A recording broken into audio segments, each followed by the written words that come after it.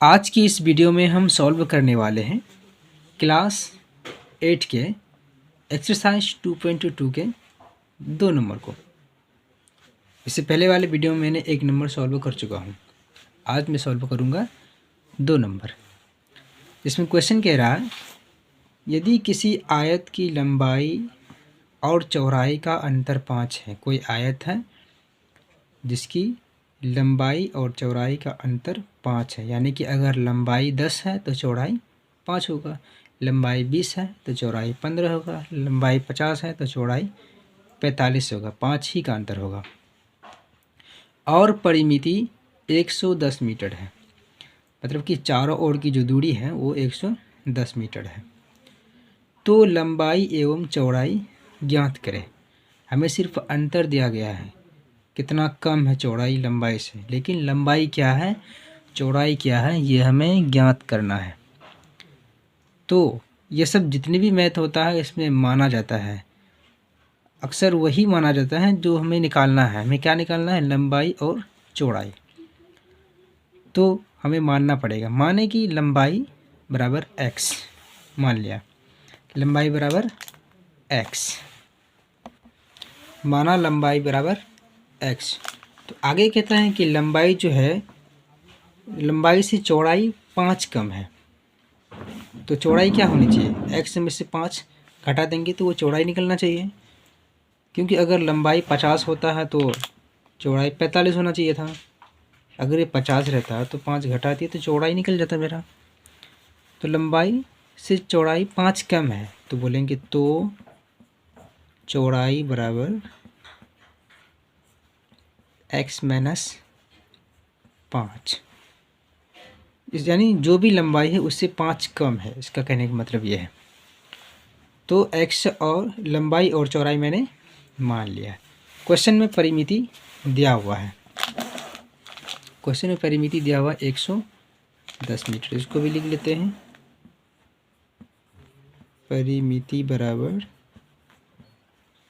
110 metre है तो metre लिख लेंगे।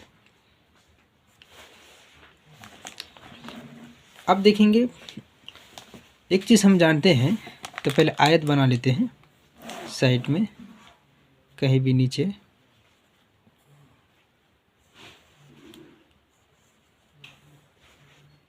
मैंने लंबाई x माना है तो x, चौड़ाई माना है x माइनस 5, x माइनस 5। हमको एक फार्मूला याद होता है, आप लोगों को याद होगा कि आयत की परिमिति बराबर 2 गुना लंबाई प्लस चौड़ाई। एक फार्मूला है, आयत की परिमिति बराबर 2 गुना लंबाई प्लस चौड़ाई। तो इसी फार्मूले से ये मैथ बन जाएगा।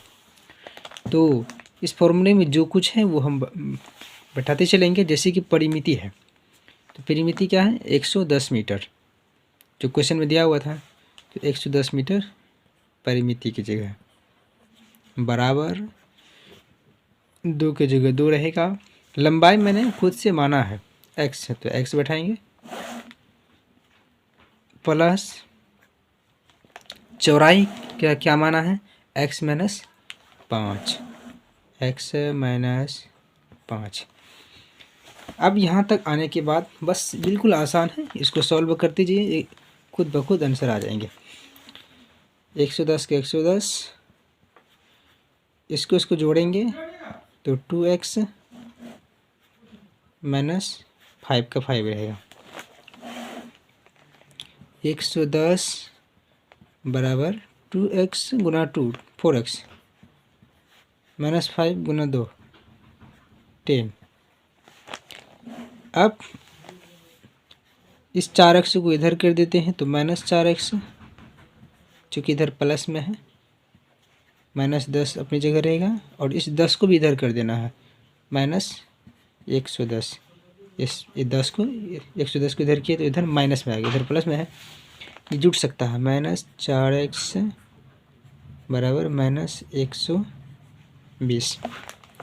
तो x बराबर 120 बट्टा माइनस 4, पहले माइनस माइनस ख़त्म, 4 30 चौका 120। तो x बराबर आया 30। x मैंने किसको माना था? लंबाई को माना था। लंबाई बराबर x माना था। तो x मेरा क्या है? 30, यानी लंबाई बराबर 30 बोलेंगे। और चौड़ाई क्या होनी चाहिए? चौड़ाई मैंने क्या माना है? x minus 5। तो x माइनस 5, x से 30 आया 5, तो कितना आया? 25 घटने के बाद। तो बोलेंगे अतः लंबाई बराबर 30 तथा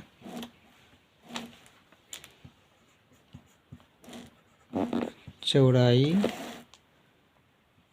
बराबर 25। अगला क्वेश्चन चलते हैं 3 नंबर। इस क्वेश्चन में कह रहे हैं कि चीनी के मूल्य में 25% वृद्धि होने पर अब 1 किग्रा चीनी का मूल्य 32 रुपया है। तो प्रारंभ में चीनी का मूल्य प्रति किग्रा क्या था?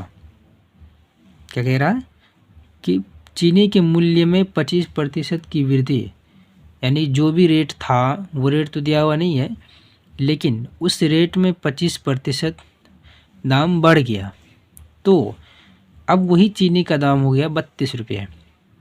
पहले क्या था? नहीं था। 25% बढ़ाने पर उसका कीमत हो रहा है 32 रुपया। तो पहले कितना रुपया था, हमें वही प्राप्त करना है। तो ऐसे सब क्वेश्चन में माना जाता है और माना वही जाता है जो हमें पता नहीं है, या हमें जो निकालने के लिए कह रहा है वही मानना पड़ता है। तो हमें निकालने के लिए क्या कह रहा है? प्रारंभ में चीनी का मूल्य क्या, यानी पहले क्या था, बढ़ने से पहले क्या था। तो मान लेते हैं x। मान लिया प्रारंभ में चीनी का मूल्य x रुपया था। तो क्वेश्चन में आगे कह रहा है कि x रुपया में, यानी कि जितना भी था उसमें 25% वृद्धि हुई है। तो जो वृद्धि होगा वो जुटेगा उसमें, तो x में 25% जोड़ेंगे। तो प्रश्न के हिसाब से प्रश्न से लिखेंगे। प्रश्न से जो भी लिख रहा हूँ ये प्रश्न के हिसाब से लिख रहा हूँ, इसलिए प्रश्न से या प्रश्नानुसार लिखना चाहिए। तरह से मिट रहा है, फिर जगह देता हूँ था। x ये पहले का रेट था और वृद्धि कितना हुआ? 25%। x का 25% वृद्धि हुआ तो कितना प्राप्त हुआ? 32। 32 मैंने कहाँ से लाया? क्वेश्चन में ही कह रहा है कि 32 रुपये हो रहा, दोनों मिला करके, पहले का रेट और बाकी के रेट जोड़ करके 32 रुपये, इसलिए बराबर 32 लिखा है।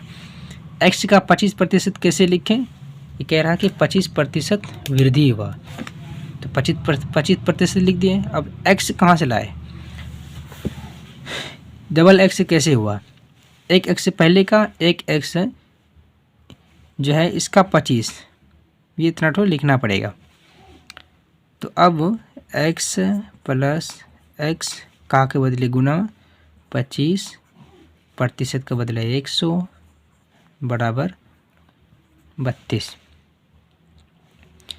अब इसको मैं काट सकता हूँ। 25 से कम 25, 25 चौके 100। x और x 2x और नीचे 4। ये मिस्टेक हो गया, x सेम रहेगा। x गुना 1 x बट्टा 4 बराबर 32। इसके नीचे कुछ नहीं, 1 4 और 1 का एलसीएम लेंगे, 4 बटा का जोड़ कर रहे हैं, 1 और 4 को भाग करेंगे 4, 4 गुना x 4x, 4 से भाग करें 1 गुना x बराबर 32। ये अब इस 4x को 1 से जोड़ सकते हैं, 5x बट्टा 4 बराबर 32। इसके नीचे कुछ नहीं तो 1। अब गुना करेंगे, 5x गुना 1, 5x बराबर 32 गुना 4, 32 चौके 128। x बराबर 128 बट्टा 5, ये 5 को नीचे करेंगे। अब 5 के 128 से भाग देंगे तो मेरा आएगा 25 तो उसको भाग देने पे आता है 25.6 रुपये। तो एक्स मैंने किसको माना था? प्रारंभ में चीनी का मूल्य एक्स, यानी जो शुरू का जो दाम था वो एक्स रुपया था, और वो क्या आया है 25.6 बोलेंगे। अतः प्रारंभ